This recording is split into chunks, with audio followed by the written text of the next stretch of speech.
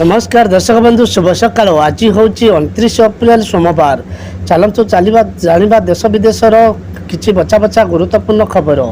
जदि आपण मैंने पर्यटन वीडियो को लाइक करना वीडियो को लाइक करी चैनल को सब्सक्राइब करी कमेंट माध्यम जनातु आपण मैंने आम वीडियो केउं जिलूर देखुंती। आहरी भीषण एवं सूचकर प्रकोप राज्य में 30 जाए रेड वार्निंग। उपकूल और पश्चिम में असंभाल ताती खरा संभाली होनी सत्य जेपरी आकाशरू निआ झुल खसुची। एप्रिल शेष में स्थिति सांघातिक हो गलानी।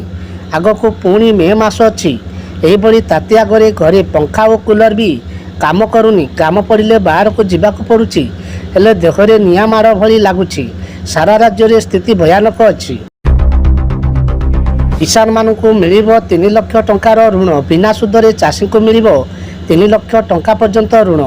हाँ दर्शक बंधु, चाषी मानू आर्थिक दृष्टि मजबूत करने केंद्र सरकार अनेक सरकारी योजना चलाउछंती, जेउथिरे प्रधानमंत्री किसान योजना सबुठारु लोकप्रिय। यही योजना अधीन में चाषी आय वृद्धि किस्ती भाव में 6000 टंका प्रदान करा जाए। मागण घर पर नुआ लिस्ट जारी कर चेक करंतु आपणकर ना अच्छी कि नहीं। प्रधानमंत्री आवास योजना माध्यम यही लोकंकु सहायता प्रदान करा जाउछि, जो माने घरटीए तैयारी करबाकू आर्थिक भाव में सक्षम नुहति। यही लोकों आवास योजना माध्यम धनराशि प्रदान करा जाउछि। हिताधिकारी यह योजनार लाभ उठाइबा आवेदन करथिले शीघ्र चेक करंतु। 17,000 क्रेडिट कार्ड को ब्लॉक कला प्रभावित होइतिले जानतु कारण। बेसरकारी बैंक आईसीसी 17,000 क्रेडिट कार्ड को ब्लॉक कर देइछि। निकटरे कार्ड गुड़िक जारी कर जाइतिबा बेले भूल यूजर्स थिबा मामला सामना को आसिबा परे कार्ड गुड़िक ब्लॉक करा जाइछि। तेबे एजावत कार्ड गुड़िक दुरुपयोग होई नथिबा बैंक कहिछि। तथापि कोनोसी ग्राहक टंका लेन देन समय आर्थिक क्षतिर सम्मुखीन न हेले तार क्षतिपूरण बैंक देब बोली कहिछि।